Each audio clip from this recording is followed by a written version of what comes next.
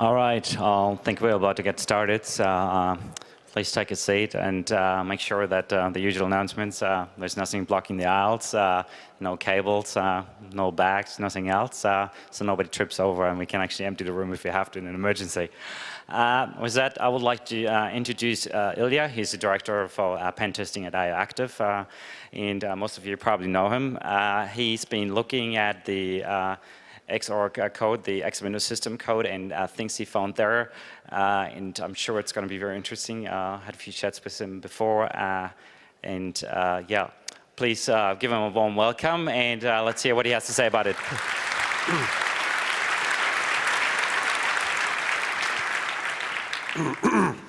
Thank you.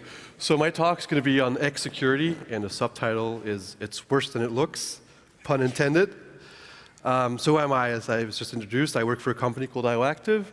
I am their director of penetration testing. I run pen tests and lead pen tests and do code reviews and basically break stuff for fun and profit. In short, my talk is going to be, I'm going to do a small intro. I'm going to talk about security of X clients. I'm going to talk about security of X servers. And then I'll have a sort of slide at the end where I'll sort of be like, well, how bad is it really, and is there anything we can do about this?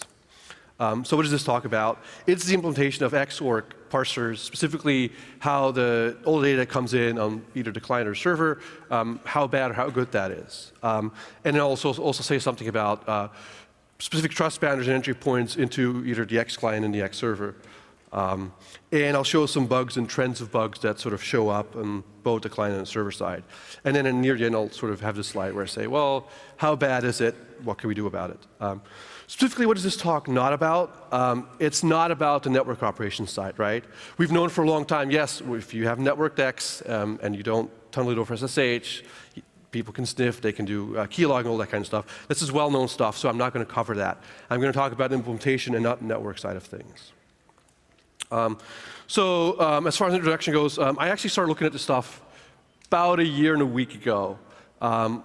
Right before the Congress last year, I decided to download the X11 client code and started I looked for a receive function, and then basically from there started looking at some of the parsing. The client code was fairly easy to grasp and sort of find the entry points. Within a week, I run through all of it and sort of weeded out all the low-hanging fruits. Reported about 80 bugs. They all got fixed, well, almost all of them, but all the X bugs themselves got fixed. And then sort of as of May, June this year, I moved on to the server. And initially I was like, oh, well, you know, it'll take me about a week. And it turns out it took me much longer. I haven't really finished yet. Server is enormous. There's so many extensions. I have not finished yet. Thus far, I have reported 120 bugs about 25 hours ago. So the server bugs have not been fixed yet. But before we talk about server, let's move on to the client. Some easy observations about X, in case you didn't know yet, is that it's a client-server protocol to be used for the GUI, and pretty much anything that's Unix and has a GUI has X. Even on macOS, I guess Apple doesn't ship X quartz anymore, but most people will still install it. The X server is networked or can be networked. Can be over TCP or IPC. It's a binary protocol. The client basically parses, or the client parsing becomes interesting when your client runs with high privileges. So if you have an SUID binary, for example, that's interesting attack surface from the X client perspective. And the reason why is because if you have a privileged SUID application that uses X, you can basically say, hey, connect to this malicious X server, and it'll go there, and it'll fetch all of this network data, which you can spoof and send it malicious data. And it turns out getting it to crash is really, really easy. So in case you don't know what X looks like, kind of sort of looks like this, or it looked like this 30 years ago. So the X client libraries are basically attack surface. So if you look at this thing, I don't have a pointer, but so this xlib thingy here, that's the attack surface, right? So I spent a week looking at all the libraries that sort of fit within xlib. there's XCB, and people have kept asking me, have you looked at XCB yet? Have you looked there yet? I have not looked at XCB yet. It's on my to-do list, but so are 100,000 other X-related things. So I'll get to it at some point, but I have not looked at XCD yet.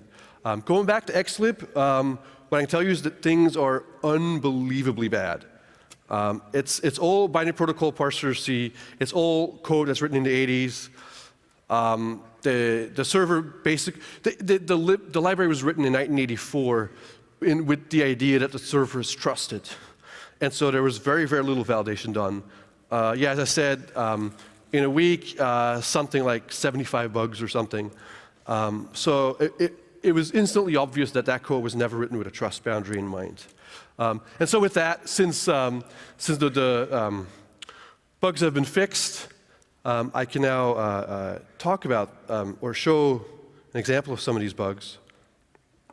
So I've got a set of examples in here. I'm not going to run through all of them, but I'll sort of run over the first 3 or 4, and then I'll sort of skip through the rest of this code, because spending entire hours looking at code is kind of boring, at least when you have an audience in front of you. But just to give you an idea of how bad it was, these are things that sort of the first hour you start looking at this code, all this stuff just sort of falls out, right? So basically, the first thing I did is I downloaded all the XLib code, and I just grabbed for _x reply. And right there, that's all your entry points.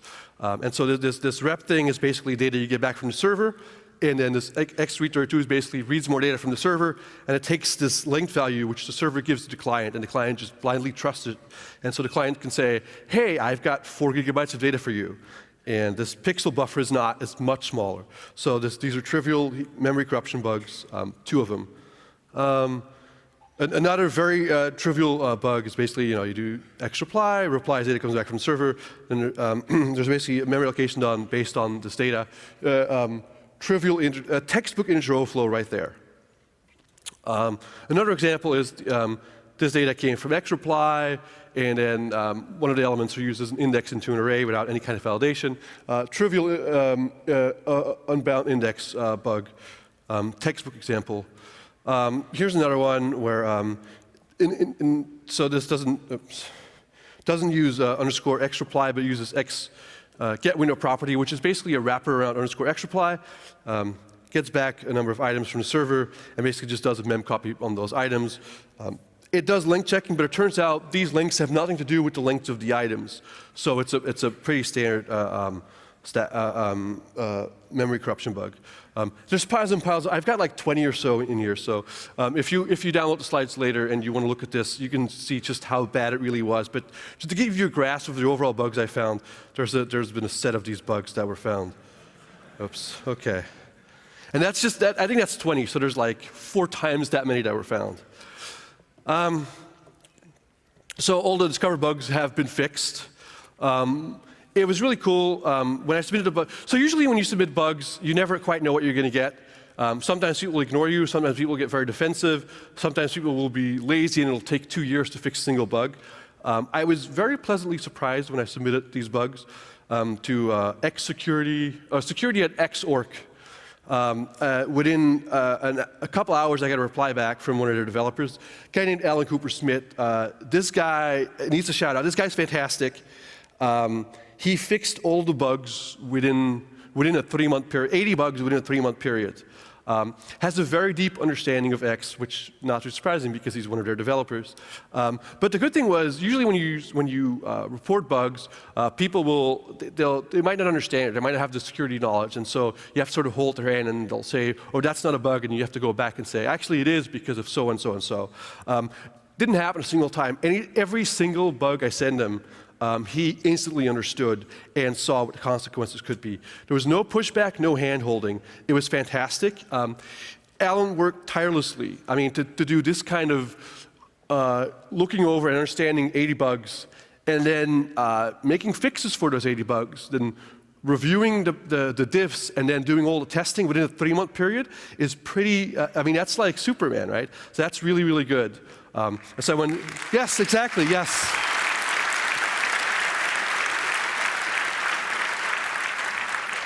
And on top of that, I also had some email conversations with him regarding the bugs that I found. And so Alan had some interesting comments. This one is actually a serious one, and the next one are sort of more funny notes. I may not read the entire thing, but he sort of starts off saying, well, and this is where he shows how good he grasps that there's a trust boundary and a security element to the X-Client libs. He says, well, I don't know how many setuid X, and I never mentioned setuid to him, so he says, I don't know how many setuid X clients still exist these days. Is Xterm still around, so and so and so, but since we know there's more X clients than we can keep track of, especially ones homegrown apps in various companies and so forth, we have to assume there are still some. It would be good to put a reminder in our security advisory. The best practice is to separate out parts of the application that require elevated privileges from the GUI to avoid such issues. GTK requires this, but not all toolkits do. And I'll get into that last part in a little bit. So these are other observations he made. These are less serious, but kind of funny. He goes like, shoot me now, and then shoot this developer for not fixing XKB, and then shoot anybody else who touches XKB because it'll be too late for them too. And he goes like, well, after my analysis of these first batch of 80 bugs, I got so tired, my head started spinning trying to figure these things out. And then one of his comments on one of the bugs were, if you have a window shape of 2 to the 30 second rectangles, then what the hell are you doing? And there was an endless stream of these sort of kind of funny comments on these bugs where Eggs allows for these very liberal things that no one would ever do. But then it turns out if you try to do them, X is going to blow up anyway. But they don't stop it. And then what was really cool is when this bug got fixed, there was an LWN thread about it. And it was sort of the standard LWN trolling. But among the comments, there was one that I thought was just perfect. One of the original X developers commented, and he said, and I just want to sort of read this, the first part of it, because it really sort of captures how bad the state of X still is today. He says, well, all I can say is it was 1984, and it was a very, very different world. We're talking over 25 years ago. Many LWN readers weren't born then. There weren't many bad guys out there. I remember the Moore's worm hitting, which was way beyond, was after 84, when I was working on X11 protocol bindings, and Kevin Mitnick had just reared his head a year or two before. Some of the bugs I clearly wrote in that period, and others copied my mistakes. Others just could, and clearly made mistakes of their own. Says other bugs just couldn't happen in the practice of the machine in that era. So if you have 2 megabyte microfax, and so some of the bugs I submitted was like, well, you have this 4 gigabyte text file, and if you parse that, then the thing blows up, which today is very easy to do. 30 years ago, it was impossible.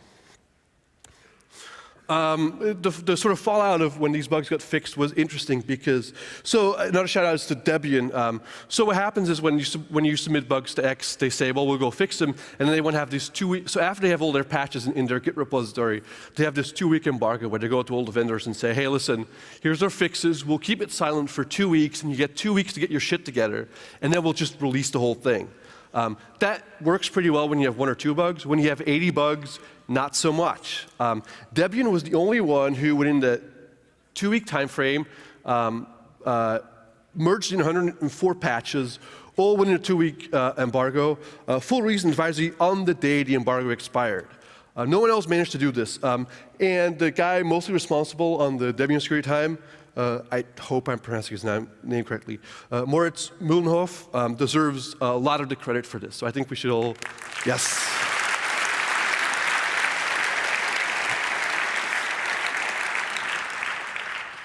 So this is all very nice, but nobody really uses RawX anymore. When you write a GUI program that's going to work in X, nobody uses XLib, right? Everybody uses these frameworks that are built on top, right? GTK, KDE, Qt, Motive, there's a bunch of these, right? So I start looking at some of these and see, is it better, is it worse? Start looking at KDE and Qt, and their crappiness is bang on par with XLib. Trivial bugs, like this one, where basically you have an array of 5 elements, and then you just take arbitrary data back from the network and just start copying it in until you run to the end of the array of data you got back without validating that if it's bigger than 5, you should have bailed out. And they didn't, and so it's a standard stack smash. This is Qt init code. So any Qt application is vulnerable to this, where basically if you give it an app name in a certain circumstance, they'll take app app name global pointer and assign it your argv pointer, which comes from main, and then the Qt cleanup code will assume that it's been newed, C++ newed, and they'll do a delete over a pointer that's argv. Clearly, that's going to blow up. And there were a bunch of these bugs, right? So I reported these to the Qt guys, and their response was just night and day difference compared to the X guys.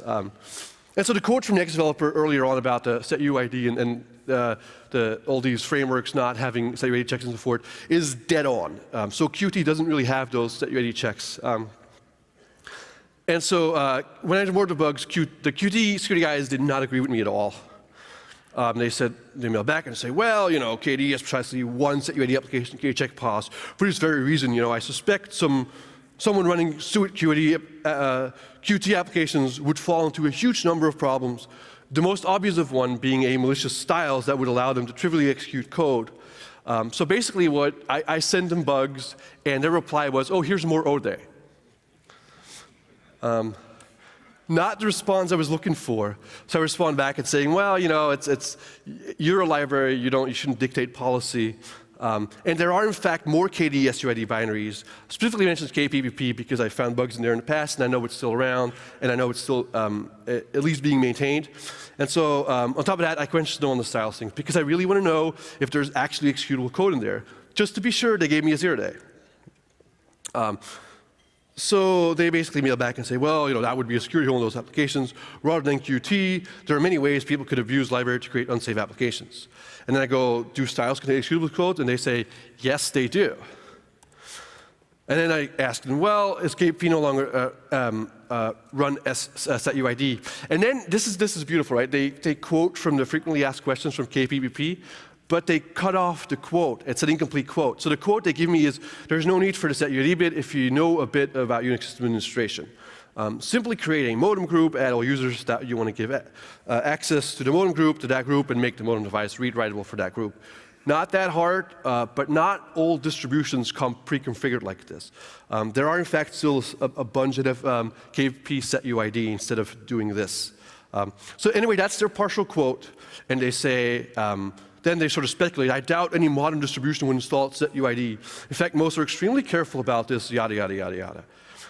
And then, so I look up the exact quote, and this thing is true, but it goes on to say, the KPP team has lately done a lot of work to make KP setuid safe, but it is up to you to decide if you, any way you install it. But we put in a lot of work to make it setuid safe, which means they would be okay with having it setuid. And in fact, I looked at Ubuntu, and if you install KP on Ubuntu, by default, it comes setuid root. But the more important issue is here is that their library code, right? As long as you use their APIs correctly, they should allow for SUIDs to call them. Or they, either that, so what's really bothering me is that they're sitting on the fence because it's easy, right? They're saying you shouldn't do this, but they're not enforcing anything, right? So either defend it and shut up, or do a setuid check and exit, right? They're not doing either, they're just sort of sitting there and saying, oh, not our problem. So none of the bugs are fixed. So the bugs I just gave you earlier, those 2 Qt bugs, those are 0-day. But the really cool part was I got their okay to give you the 0-day. I asked them if they consider a security, since they're not considering a security issue, can I talk about this publicly? And they go like, yes, sure, go right ahead. So here you go, 2 0-days.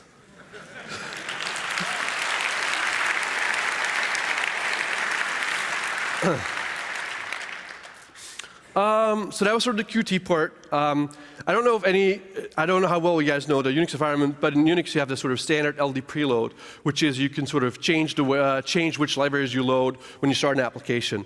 That's been made setuid safe. In the 80s and early 90s, there were problems with that for setuids. This has long been made setuid safe. But of course, those frameworks, KDE, Qt, GNOME, they must have their own LD preload equivalent, right? KDE has Qt has something called Qt plugin path, and GNOME has something called GTK modules. Neither of these are setuid safe. At least the GTK modules things is somewhat known, and the GTK people seem to know what they're doing, and they're aware of this problem. And so what they did is, or what they're saying, is that they don't allow setuid GTK applications, and they have a website clearly explaining it. I'm not going to read all this. If you download the slides, you can read the whole thing, or you can go to their website. It's gtk.org/setuid.html. It explains the whole thing. It's kind of dry and boring, but the gist of it is this quote, right? And if you read the whole thing, it's really beautiful. It's well thought out. It's saying whoever wrote that policy, it clearly knows what he's doing on the security side of things. And so the quote in there is basically, or sort of the money shot is, security of GTK Plus requires the security of XLib. The GTK Plus team is not prepared to make that guarantee. That's a pretty good thing, right? If I wouldn't make it, I've seen their code, I wouldn't make that guarantee either. But is it really true? So I go and look at their GTK main, and it has, right before they do the check SetUID, they have a comment explaining the whole thing, and they say, well, this check is there to see if it's SetUID or SGID at the current time. And so if it is, then we don't allow GTK to be initialized and we exit. And then they go on to say, but this is only meant to be a mild check. We only error out if we can prove the program is doing something really wrong, not if they're probably doing something wrong. For this reason, we don't use isset UGID on BSD or PRCTL get dumpable on Linux, which is the proper way to do it. They didn't do that, right? So what does that mean? It means you can still have suited binders on GTK Plus. You just can only initialize GTK after you did a priv drop.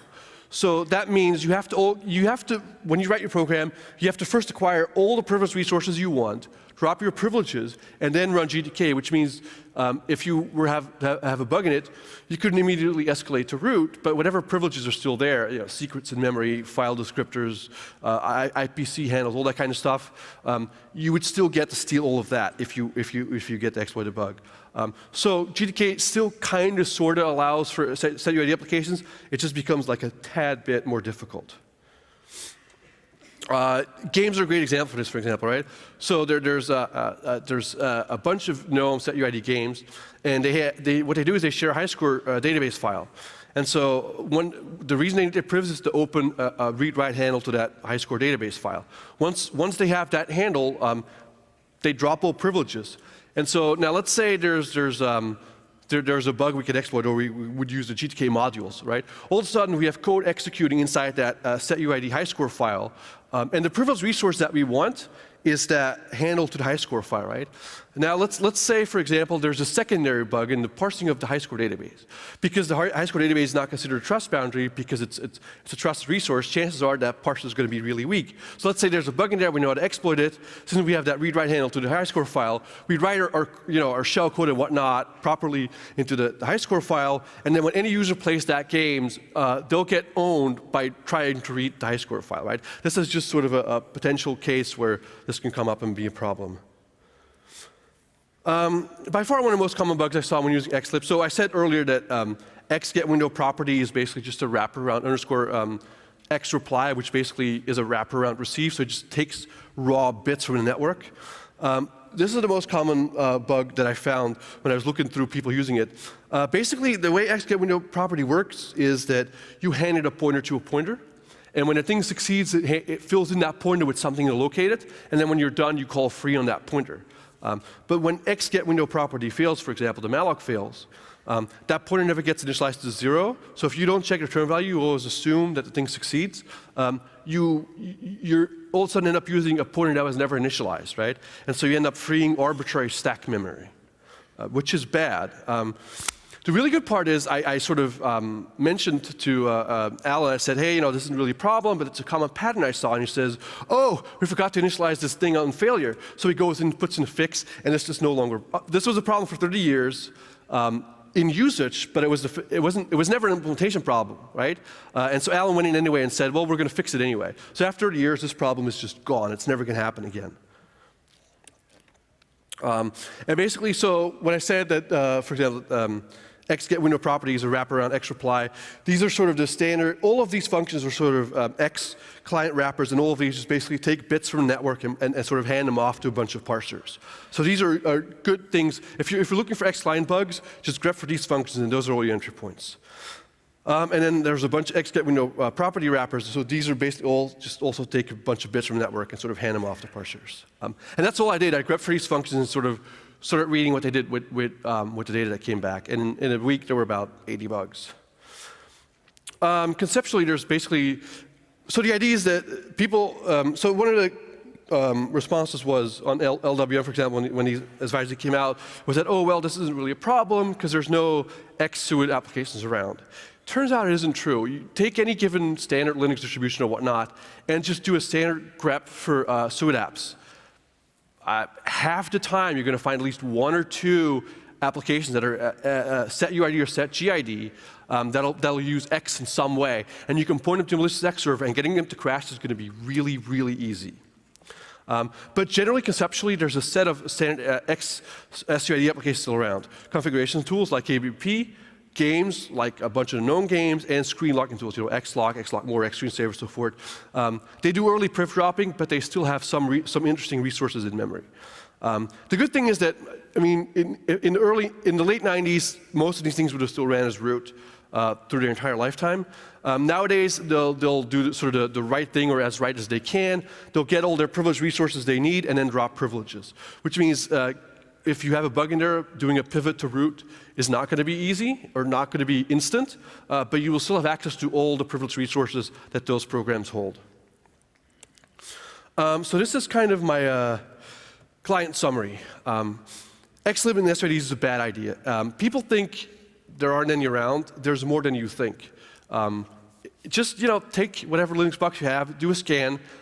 There's a 50% chance you'll have at least one or two SUID binaries that use Xlib. So it happens more often than you think. GTK Plus kind of sort of still allows SUIDs. They're not, the case isn't as clear as they make it out to be. And the last part is that, and this thing was really more a symptom of a bigger problem. When you read applications that use Xlib, there's an enormous sloppiness when they use the APIs. I didn't really zoom into it that much, but if you have some free time, just go download a bunch of apps that use Xlib and just start looking at the way to use the Xlib APIs. Half the time they'll miss syscalls, or they're misinterpreted, or they'll do all sorts of very sloppy things that, are just sort of, if you were a developer in the 80s or maybe even 90s, that was okay. Today, not so much. But then again, most of those apps are probably written in the 80s or 90s. So that was the client side. So that stuff I did in December last year, and I did a bunch of presentations on the client stuff. The server stuff is much newer. I've been reviewing it ongoing, on or off in the weekends and when I have time, since May or June. I'd say June, July, August is what I did most of the time. And then there was sporadically a few days here and there, and then yesterday. Not finished. There's a lot of code. I'm lazy, and then I don't know if you guys know what GLX is. I'll zoom that later. But GLX are basically the OpenGL bindings for X Windows system. GLX is horrible. It's terrible. It's terrible. It's about 8,000 lines of sheer terror. It has 6 or 7. No, seriously. It has about 6 or 7 callback tables, and each and any table is anywhere in size of 74 to 408. There are several thousand callbacks there, basically. All of them are attack surface. All of it takes data from X, and most of them are broken beyond repair. It's really horrible. So just trying to sort of keep reading GLX code is horrible. It's a terrible demotivator. It's one of these things where, when you read code and you find a bug and you copy-paste into a text file because you want to do a formal write-up, this is one of those rare occasions where you get tennis elbow from old copy-pasting. So you remember this network architecture I showed earlier? Total lie. X doesn't look like that anymore. It looked like this in 1984. It was designed to be this way. Doesn't look like it anymore. It hasn't looked like it for at least 15 years.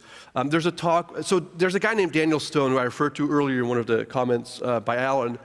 He's one, or used to be one of the X developers. He moved on and sort of is now a fairly famous Wayland developer. So Wayland's sort of the next version, or sort of the replacement for X that's in the works. He did a talk earlier this year at some Linux conference in Australia. I have a link there. If you have some free time, or take a picture from that link or something, you should watch it. It's very, very informative. He sort of goes like, yeah, X doesn't look like this at all. Actually, it looks more like this. which is fairly more complex. And so I don't want to zoom into this too much, but this is basically your client stuff, and it's still your server, but then there's a part in kernel, and there's a part where you get direct memory access, and there's a part where you get shared memory, and then there's basically, you get memory mapped I/O and those kind of things. And so when I say server in my slides, technically this is just a server, but when I say server, I refer to sort of all of this, right?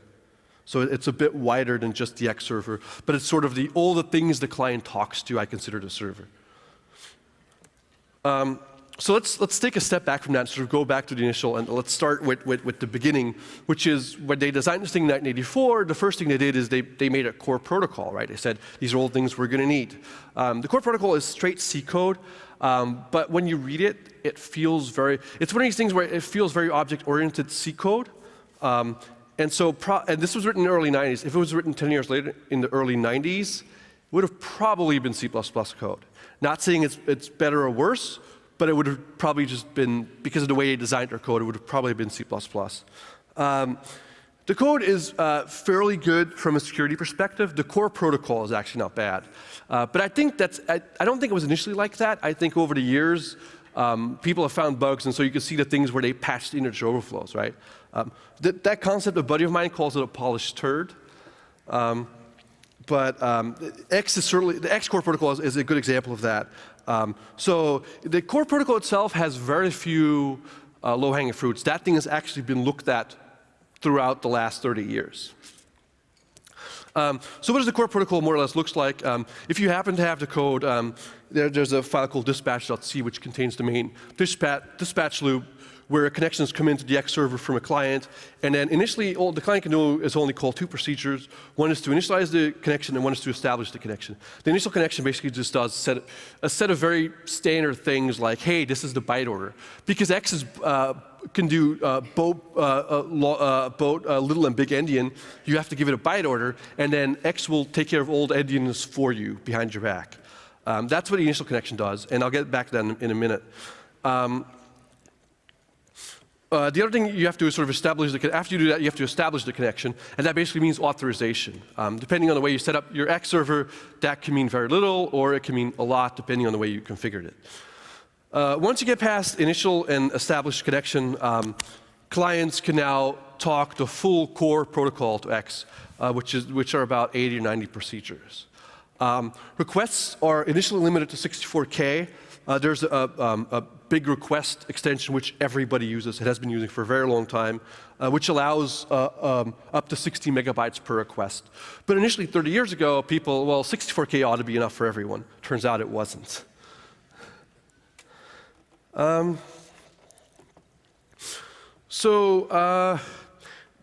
a client sends a request to the server, the content sort of comes into this fairly standard type length value header thing.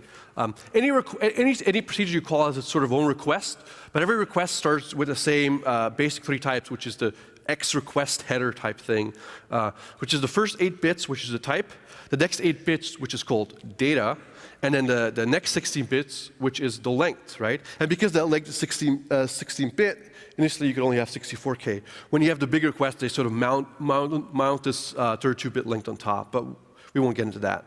So what does this mean is that when you send something over that's shorter than these 4 bytes, it will automatically get rejected. It will never make it to X. X will just be like, this is too short, and throws it away. Anything that comes into X that gets accepted is going to be at least 4 bytes long. The type basically gets validated in the sense that 0 to 127 is core X protocol. Anything above that are X extensions. And then basically, that basically says, like a type 132 would be extension XYZ. And then that extension would need its own subtype. And the way that subtype is done, there's no standard way. The extensions get to pick how to do their subtype. It just turns out that most extensions will just take this data thing and use that as their subtype. But they don't have to. They can do it any way they want to. Right, so once you get there, and the clients get called any procedures they want, there's 2 callback tables, actually, tables.c, not surprisingly. One's called proc vector, and one's called swap proc vector, and they're essentially exactly the same. Proc vector contains all the 80 or 90 procedures you can call. And a swap proc vector is the exact same thing, but it does swapping for endianness. And then once it did all the swapping, it goes and calls into proc vector.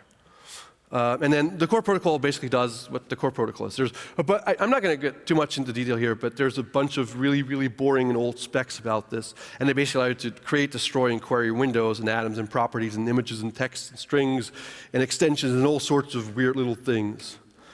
That's, in a nutshell, the X core protocol. So now that we've sort of covered the core protocol, let's move on to extensions. Extensions are basically, so X11 is really old, it's 30 years old, it's very outdated, it's completely broken, and extensions are the way to sort of keep it on life support. And so the way it still works, the reason it still works today to the point where it's not super slow is because we have, on any given X installation today, you'll have anywhere between 20 and 30 extensions. And without those extensions, you wouldn't want to use it, it's way too fucking slow. So there's extensions for input devices and output devices and shared memory and using OpenGL and using direct rendering and having a bunch of drivers not in userland but having them actually in kernel and all that kind of stuff. And the way you do that, the way you add an extension is by an X API called add extension. And basically, you go there and say, well, this is the name of my extension. This is my main processing code. This is my main processing code again, but which does all endian swapping. And then, yeah, that close down proc is not defined half the time. And then minor opcode is basically this thing where, because as I just said, that the extensions get to sort of pick how they want to do their own subtypes, that minor opcode proc gets to decide what the subtype is. The other thing about extensions is I sort of want to say about this a little thing because there's a lot of potential for bugs here, but this is sort of quite complicated stuff. So you can have all these sorts of weird handles in extensions, and then they sort of it feels a little bit like kernel land, where you have a handle to a data structure which is of some type. And so extensions, you can have all these sort of different types of resources, where you can have an XID or a handle to a different type of resource. And there's a set of, I think, 15 or 20 standard resource types that X has, but any extension can make its own resource by calling create new resource type. And create new resource type basically takes two arguments. One is the name, saying, hey, this is what my resource is called, resource XYZ. And then two is a rundown function, is a delete function, where basically when you clean up this resource, what are all the things, it'll describe or it'll do all the things that you have to do to get rid of the resource. And that because you get this kind of you can have this very kind of, depending on what kind of resource you implement, you can have this very complicated delete logic. I found one bug in there so far, but this is not trivial. This is really complex stuff where you sort of have to steer X into one way, have this sort of weird things where, if this option said, but this one isn't, then three guys call this, but this never happened. Then this one bit gets set, otherwise it doesn't, and then if it gets set in the wrong way, then when you get delete logic, something would get freed twice, or it wouldn't get freed, or something like that. So you get this very weird delete logic. I suspect there's going to be a pile more. But because I was looking for low-hanging fruits, I didn't really look here. But once we get rid of all low-hanging fruits in the X server, which is going to take a long time, this should be the next step. I think there's a bunch of complicated bugs just waiting to be found in resource deletion. So yeah, server extensions. If you look at the code, I sort of just grabbed for add extension, and these are basically all the files that add a bunch of extensions in X, right? So that's a pretty big list. Some of them are outdated, some of them are only used in certain circumstances, but on any given recent machine that uses Xorg, you could have anywhere between 20 and 30 extensions. If you want to see what your extensions look like, I wrote this very, very trivial piece of code. If you run that, it'll tell you exactly what all your extensions are. And if you don't want to write my code because you don't trust me, basically there's an X API called XList extensions. You just call that thing, and if you don't know how to use it, just read the man page. It's very easy to use, and it's very easy to query all the extensions that your X server runs. Clearly, this stuff is prime attack surf, right? The extensions is where all the cool stuff is. Because as I mentioned before, the core protocol has been audited to death already. There's very few low-hanging fruits. Nobody's ever looked at the extensions. The extensions is just streams and streams of bugs, right? For the past couple of months, I've found 120 there, and I'm not close to done. I reviewed a lot of the extensions, but not all of them yet. Yeah, basically, I'm still to this very day, I'm stuck on GLX. It's sort of this never-ending stream of crap. And so it's humongous, it's horrible. Every parsing routine I've seen so far has been broken beyond repair. Once I get out of this hellhole that's called GLX, I'll be able to look at other extensions. But I'd like to believe I've reviewed a fair amount of them by now. So now that I've sort of covered that, so what does a general procedure look like in an extension that an X client will call into, right? And it's basically, I'm sorry, my slides kind of suck because I wrote them on a Mac on a different version of PowerPoint, then I send them to myself, and this is my Windows machine, and of course the layout's kind of screwy. Let me see if I can't fix that.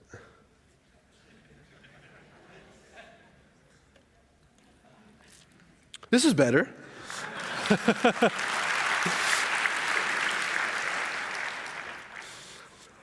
So what does a general procedure look like? It's basically 4 or 5 lines of code. That is sort of the standard template, right? So this would be your proc test, and you get this sort of standard client structure back. And what you do is you call this macro called request. And request knows there's something called client. And what it does is it creates it creates a variable on the stack called stuff. Yeah, seriously, it's called stuff. And of this data type, which is the structure that defines the request that's going to come in that's very specific to my procedure. And that's what request does, right? It basically declares xtest request stuff equal client user buffer semicolon. And that basically defines all the stuff behind your back. And then request size match basically says, yeah, this is the size of the thing. Make sure that it's validated. And if it's not, just bail out. So this does length validation behind your back. Once you have that in place, basically what you do is you call this, you basically just use a stuff variable. And then I just made up a random function called use request data. But every time you touch stuff, that's data that comes from the network, from a potentially untrusted X client. So there's several size macros. Request size match is basically you give it a type, and it means that the size of your request has to match exactly the size of the struct. If the size is off for some reason, bails out.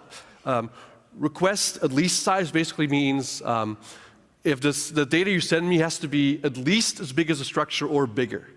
And then the last one is request fixed size type length. And basically what that means is it's got to be the data you send me has got to be exactly the length of the type plus the length that was given. What's interesting about request size fixed is that it has an implicit integer overflow.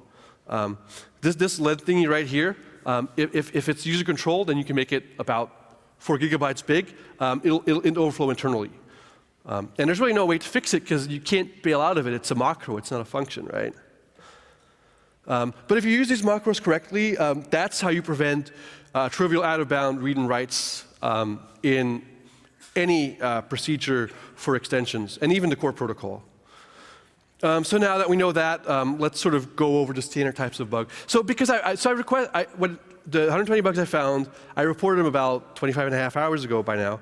But because clearly they haven't been fixed yet, I decided not to talk about specific bugs yet because I don't want to drop 0 day, unless people tell me I can.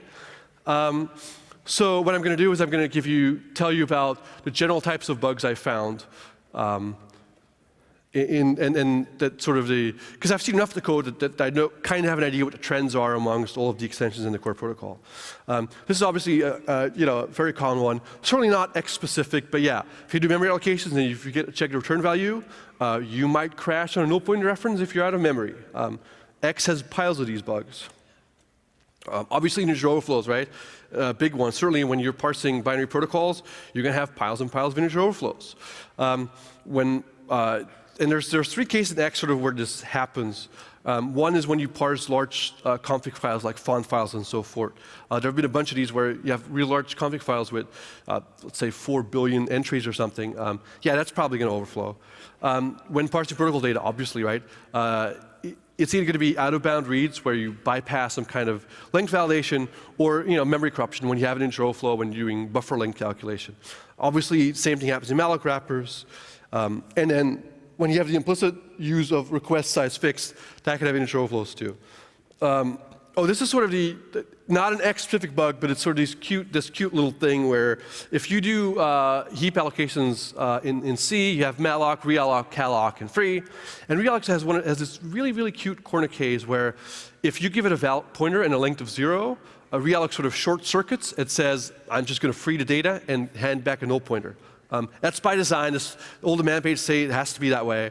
But there's a large number of C developers that don't quite know about that corner case. Including some of the X developers, because there's a bunch of these bugs within X. Obviously, unvalidated length field indexes. I actually did have some examples of that in the client side. The server side is not much better. They have a bunch of these too. Out-of-bound reads, right? You take a structure, you don't validate the length, you just read out a bunch of elements. Yeah, that might be an out-of-bound read. The other thing is byte order bugs. When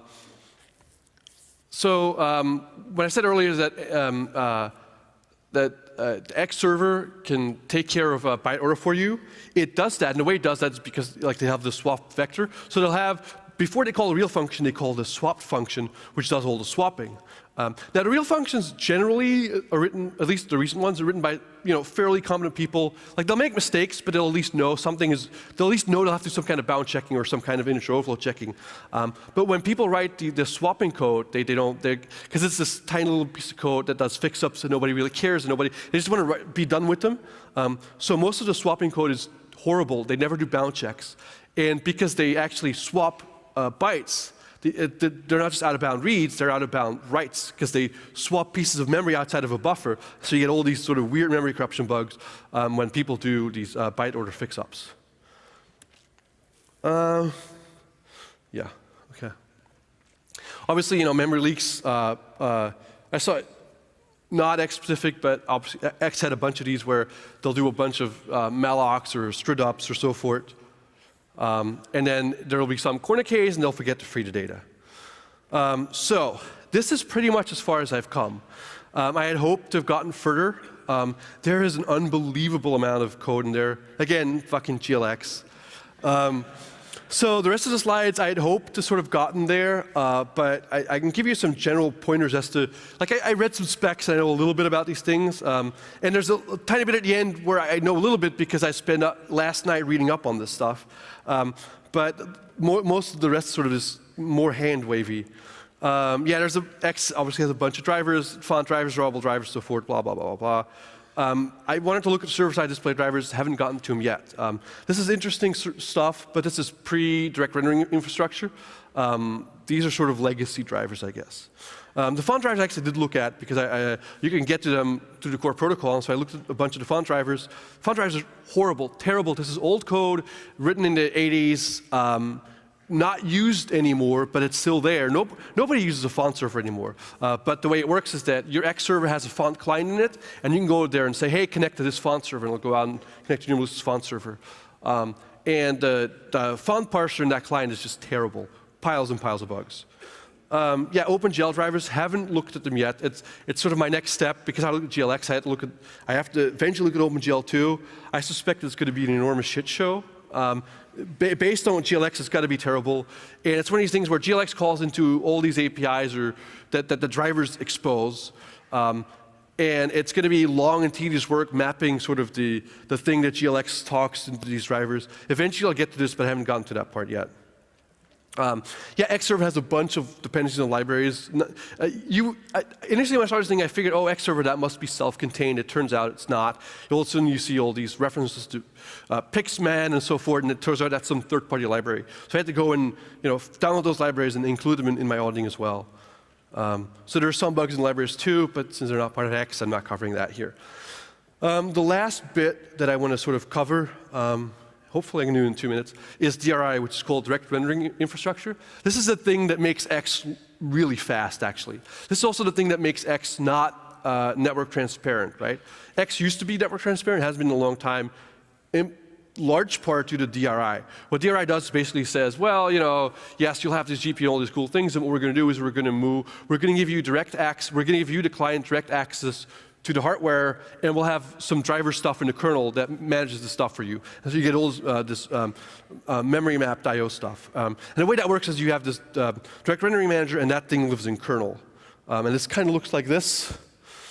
So you have this X11, and then X server will sort of do it for you, but you can sort of make your own, and then sort of you get access to direct GPU stuff, but then you'll have this DRM, direct rendering manager that you'll see in kernel. And every time I see DRM, it screws me up, because when I see DRM, I think digital rights management, and then I go like, no, it's not. It's direct rendering manager. Anyway, so last night I spent some time looking at the direct rendering manager in the Linux kernel, which is basically implemented in drivers, GPU, DRM, DRV, and that's basically a manager in this framework. And so when you make your own kernel drivers, they sort of plug in below the DRM thingy. DRM drivers expose ioctl interfaces, and basically they can have their own ioctls, and then they can also expose ioctls from their drivers. In Linux, so ioctls in BSD originally have some structure to them. You can say it's input, output, and you say the length. Initially, when Linux had ioctls, they regarded all of that structure. They said, ioctls just a number. We don't care what it means. We don't care. There's no underlying stuff. It's just a number. The DRM ioctls sort of mount the BSD ioctls instead of Linux ioctls, whereas their ioctl numbers actually do have bits that contain this is input, this is output, this is a length field. And this is and they add a little bit more on top of that. So the way it works is when you create a driver, you use these macros, and then you say, this is the name of this is the ioctl of my thing, this is my callback for this ioctl, and then a bunch of flags here. And those flags basically validate where it says, well, if the flag says root only, then if you have to be capsys admin. If it says DRM auth, it means you have to be a client that has to be allowed to render stuff, and a bunch of other things, right? And this is all open source Linux code. You can go look at it if you find it interesting. Yeah, there's shared memory stuff. I'm out of time, so I'm not going to cover that. Last two slides, and then I'll open it up for questions. The whole X server runs as root. It has historically done this since 1984. We've known for over a decade it's a terrible idea. As far as I know, Xorg still doesn't offer a way to really do good privilege separation. There's been talk about this. I know some mild, super mild, very weak implementation has been done for Solaris. The OpenBSD guys did this at least 5 years ago, maybe longer. And the Xorg guys should just steal the OpenBSD code and just be done with it, right? The OpenBSD guys know how to do privilege separation. Just get their code, use it.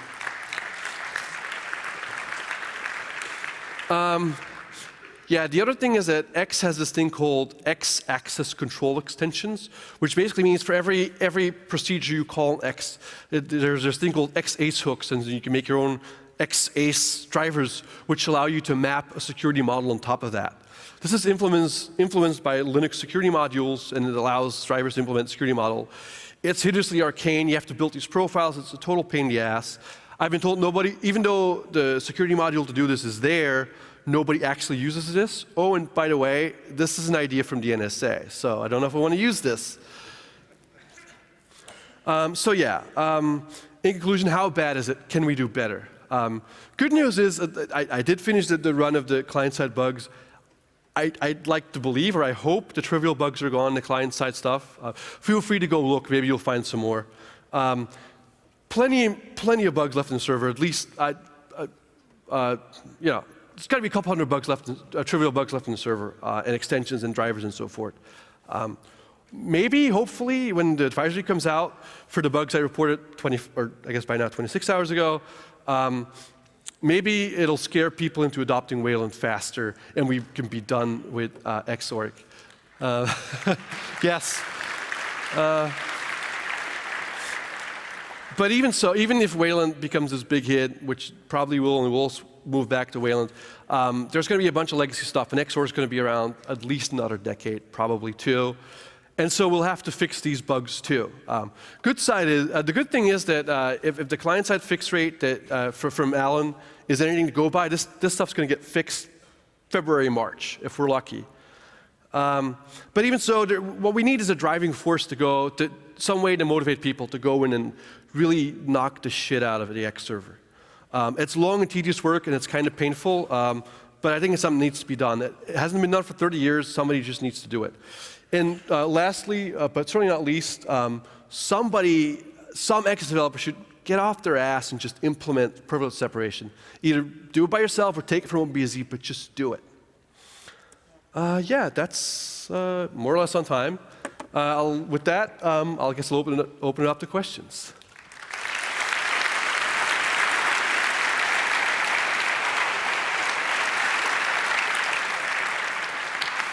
Excellent. Thanks, Ilya. So if there is any questions, that's 4 microphones, 1, 2, 3, 4, and we might have questions from the internet too. So let's go ahead with microphone number 2 over there. Thanks. Do you have any sense of how the quality of Wayland's code compares to the X server? I do not. I have not looked at Wayland yet. Beyond, I've seen Daniel's talk, and I've been very interested and very piqued into what Wayland does. I have not looked at their code yet. But from what I understand from their model is that it's very different. So in X, everything goes to the server, and the server is this big, massive blob of thing that has access to hardware and runs as root. From what I understand, in Wayland it's different, where the compositor owns everything, and they're just sort of this IPC mechanism. So I suspect the model is going to be better than X, and I suspect they can, if not already, can easily do privilege separation and privilege dropping. But it's all guessing. I don't know. Cool. Thanks. All right, microphone number 1. Hello. I'm going to be a bit annoying to start off with by saying I do use Xlib code. I do use the Xfont server, and I do use it in network transparency. Wow. Mode, and it all works. We have to use it sometimes for like really low capability terminal clients. It all still works, and I don't think you even need DRM because like if you're using it locally, yes, you don't can use the Visa driver. But my question is, what you've said seems to imply that if you did that, if you kind of went back to the 80s and 90s and used that code, which I must admit I pretty much actually do, have you significantly lowered your attack surface? Because you make it sound like you have. Because if most of the attacks are in the extensions, you can actually run, if all you want is text on the screen, images on the screen, maybe some video, you can achieve that. You certainly don't need OpenGL. You can get rid of agreed. No, you make a very good point. If you do that, you significantly decrease, I mean, there'll still be bugs, but it'll be like an order of magnitude less. You significantly decrease your attack surface. If you're in that position to do it, certainly on cheap terminals and that kind of stuff, you can do it. The problem is YouTube's not going to work when you do this. A whole bunch of graphic stuff isn't going to work. I watch YouTube, and I don't use OpenGL. And it works because I've not gone without. I think it uses more of the CPU. You know, if I was running because it would never use a GPU, right? Yeah, exactly. You're not using the GPU. So all the graphics intensive stuff is going to really interfere with other things that actually want to use the CPU. Yeah, so depending on your trade-off, right? Else, but yeah. So I don't know how bad it is. I suspect because you have all these extensions with all the modern things that people do nowadays.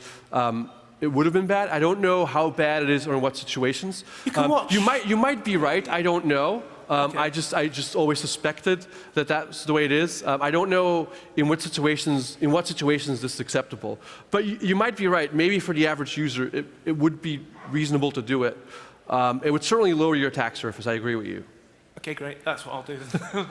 No, I think we had a question from the internet. Yeah, Hola is asking if you encountered any significant design flaws in the Xcode that are not easily fixable by a few patches. Design flaws in the Xcode. I mean, the protocol has some, I guess, and I said I wasn't going to talk about it, but I guess I can, since you asked, I can sort of say 2 things about it. Wow, that's a lot of slides. So, I mean, yes, I mean, there have been some X design flaws, but this isn't news. This is stuff we know. I mean, it doesn't have any kind of network encryption. So if you just use X over the network, as people used to, you have our open sniffing keylogging, and yes, you can tunnel over SSH, but it's still a shortcoming of X. So there's a set of these well-known design flaws in X, As to whether I specifically ran into design flaws in X that weren't known, no, I didn't. There was nothing there that I specifically found. There might be some, but I didn't run into any. I hope that answers the question. All right, microphone number 3, please. What happens with Qt? What's the future? Well, your guess is as good as mine. I have no idea. Are you talking in reference to the bugs I reported, or more general? No, they reference the bugs. Which I don't know. I reported the bugs. They basically said they weren't security bugs. They said I could talk about it publicly. That's all I know. I hope they will fix the bugs. Whether or not they agree it's a security bug, if you just get a bug fixed, that's good enough. If it happens to be that it's better for security, so be it. So I hope they're still going to fix it, but I have no idea. Now, did we have another question from the internet? Yes. Someone is asking if you're planning on looking into desktop environments. Well, maybe. My time is limited, and there's so much X server stuff I still have to finish. I'll put it at the bottom of my list, and maybe 10 or 20 years from now I'll get to it. Now, with that, can I please ask you to actually provide feedback for this talk, as with all the other talks you visited? You find it in the file plan. There's a little link, because I'm sure Ilya would appreciate it. I certainly found the talk very informative and entertaining as usual. So another round of applause for Ilya. Thank you very much.